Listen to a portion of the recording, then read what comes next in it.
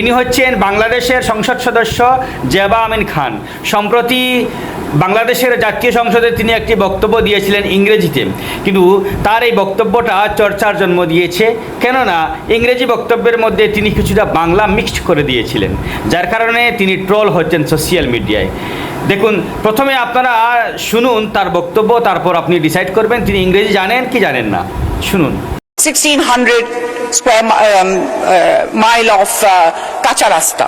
The rastas are a very, very bad situation. This is due to the durnitis that we have seen.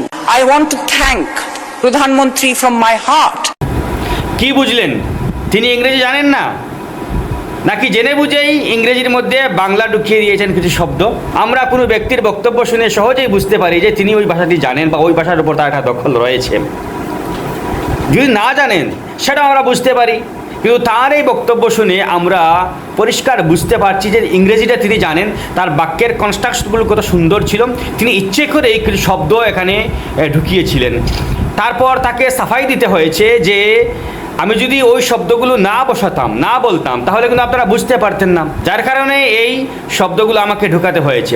দেখুন, তিনি এটা পরিষ্কার বলছেন, তারপর তাকে সাফাই দিতে হয়েছে। এমন একটা সমাজে আমরা বাস করছি, সব কিছুতে আমরা খুঁত খুঁজি, ছিদ্রান্বেষী মানুষ যাকে বলা হয়। আর দেশটা যদি বাংলাদেশ হয় তাহলে তো আর কাম সারছে। বাংলাদেশের তো অবস্থা আমরা জানি, বাংলাদেশের মানুষের অবস্থা তো আমাদের জানা আছে। হ্যাঁ, কিছু মানুষ এরকম রয়েছে যার কারণে বাংলাদেশের বেশিরভাগ মানুষ বদনাম হন।